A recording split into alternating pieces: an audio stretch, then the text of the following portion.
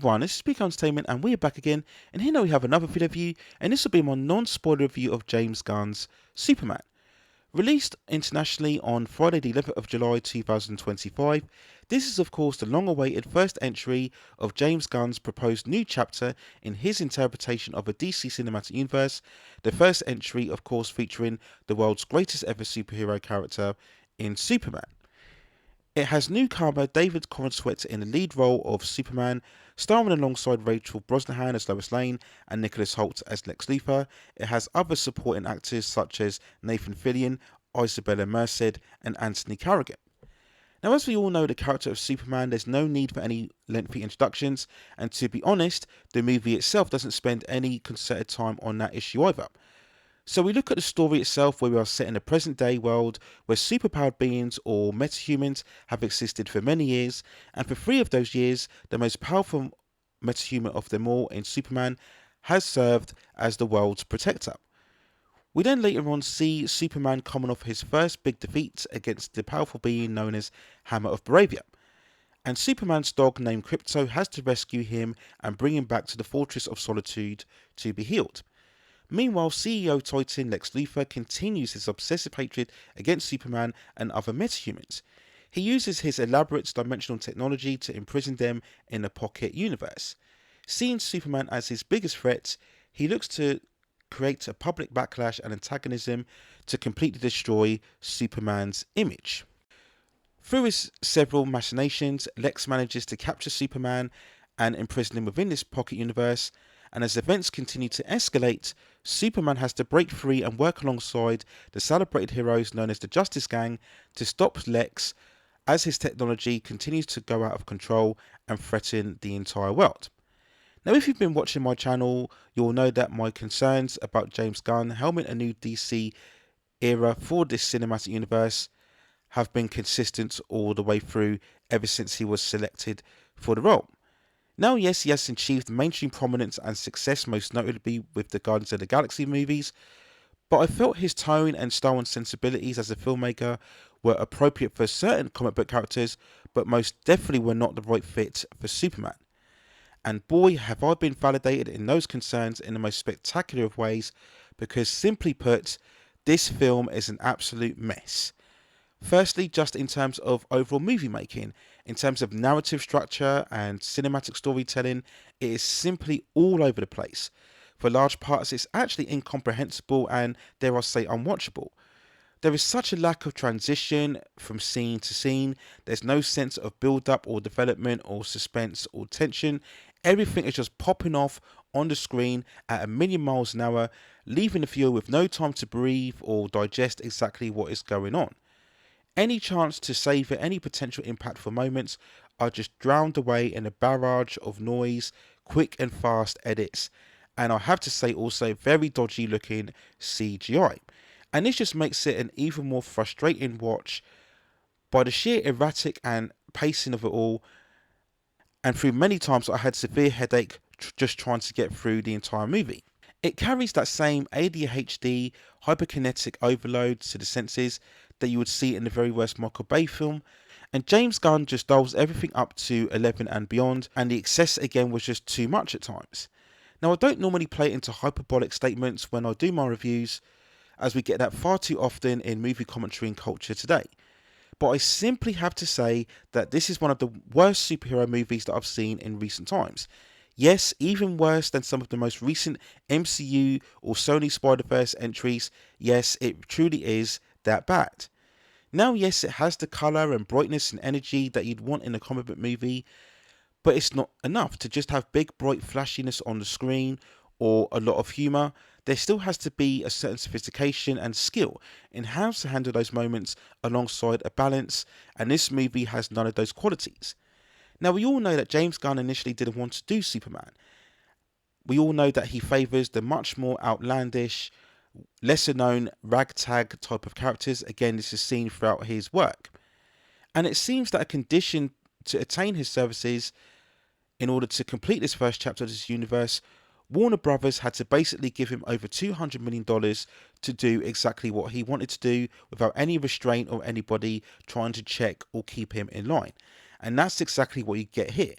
We have all of the Gunnisms, from the quick edits, the quips, the very bracing humour, though thankfully it's not reaching the R-rated overtones, and again that would be completely inappropriate for Superman. But James Gunn just has been given the freedom of the kingdom. He's been given the keys to the car, and he just doesn't know when to put on the brakes. I'll say it again, the film is an absolute mess. Now, there are a few bright spots here. David Corenswet certainly looks the part of Superman, despite the costume, which I still hate, and again, it's just one of the many misjudged errors that this project suffers from.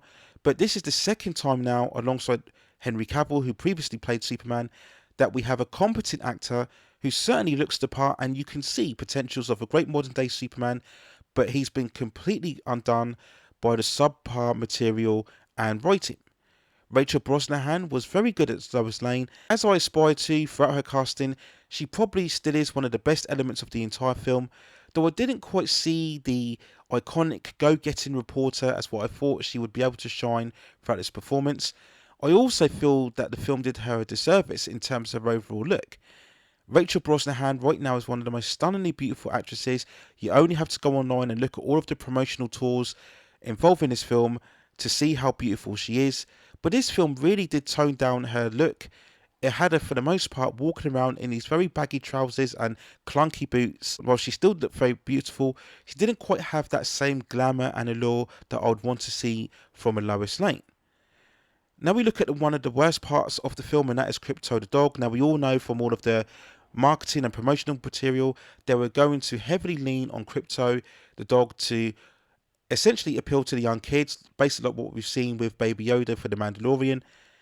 And from the opening sequence, again revealed in the first trailer, where we see Krypto stomping on Superman. If you didn't find that joke funny, then you're going to really be at disdain here, because they just batter you over the head with the same joke again and again and again, and it runs thin very quickly, and Krypto just ends up being one of the biggest annoyances of the entire film. We then have to look at the worst role, and it sadly is Nicholas Hoult's Lex Luthor. You think initially that this would have been a great performance, as Nicholas Hoult is a very strong actor, very versatile and able to play a variety of different roles. But in this performance as Lex Luthor, he is overly cartoonish, a bit too snarky, and even when he deliberately tries to instill any menace, he just comes across as a bit too of a cliched villain, a moustache twirling type of personality. He has these outbursts of rage and anger, and it just never works. You never truly believe it. There's never any threat or tension with this particular character. We see him for the most part shouting constantly at his employees like an overreactive Steve Jobs or Elon Musk. And this just lacks the presence that, again, Lex Luthor should have if he really wanted to convince us that he could truly get the upper hand on Superman. We'll quickly glaze over the supposed Justice Gang, featuring characters such as Green Lantern, Hawk Girl, and Mr. Terrific. All of them are a massive misfire for me. They should never be in this movie in the first place. But again, this is an example of James Gunn really more excited about the lesser known, more quirky and offbeat characters rather than the lead role of Superman himself. I say the same also for Metamorpho. Again, that's not a spoiler. It's been shown in the trailers, in what features a very unnecessary side quest into the Pocket Universe. And again, we get some hectic CGI and quick and fast edits and booming soundtracks. And it was at this stage that I was ready to walk out the movie, as I was completely disengaged with what exactly was going on. Now, we do feature both Jonathan and Martha Kent in one of the first few times within a cinematic universe where both parents have been alive. And again, there is one particular moment where Clark is talking to his dad that there is some potential here for some sense of emotional weight or gravitas, but the movie just deviates away from it so much to get back to the super CGI smashing and bashing and explosions, and for all of the debate about how the certain level of destruction was handled in Zack Snyder's Man of Steel, we literally get the same levels here. And there is absolutely no sense of consequence or implication this time round. Everything is played too fast, too loose. Yes, it has that feel of an animated cartoon, but not in the best one. One of the most solid screen interpretations of Superman, being a Bruce Tinney and Paul Dini 90s animated series, has far more intelligence and poise, and also that comic book flavour that we have seen within this movie overall. So I could talk more about this movie, but I will save that for my extended spoiler review. But overall, I have to be honest, I'm simply stunned. I'm stunned at how bad this movie is. You think of all of the criticisms that the Marvel movies have got lately, with some justification, but I can easily say that the MCU entries this year, featuring both Captain America, Brave New World, and also Thunderbolts, are way better than what we have seen this time around. And it's just sad. It's just sad to see that once more, in terms of a cinematic representation, we have dropped the ball yet again in terms of the greatest superhero character of all time. And I just cannot understand why, with all of the resources and all of the actors involved and all of the revered directors, this character just cannot be got right within the big screen. We've had a lot of successful iterations in other formats, but for some reason, when it comes to the movies, in this modern day and age where superheroes have been a dominant genre for the last 15 to 20 years or so, the greatest one of them all in Superman just can't be got right in terms of a cinematic level, and it's just very sad to see an absolute mess and disaster, and again, quite shockingly, how terrible this movie is overall.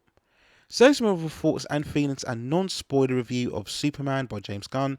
Let me know what you think in the comments below, and look out shortly for my extended spoiler review where I'll be definitely talking in depth about the many things that went wrong within this entire movie. So look out for that shortly on the channel. And if you have any other films or movies or any other topics for the pop entertainment and culture scene that you'd love to see me cover within the channel, then also let me know in the comments, and I'll see if I can provide further commentary for you on that subject matter within the future. Please also hit like the subscription and notification buttons so I can provide you more quality content like this in the future. But that's it for now. Take care of yourselves, and I will see you very, very soon.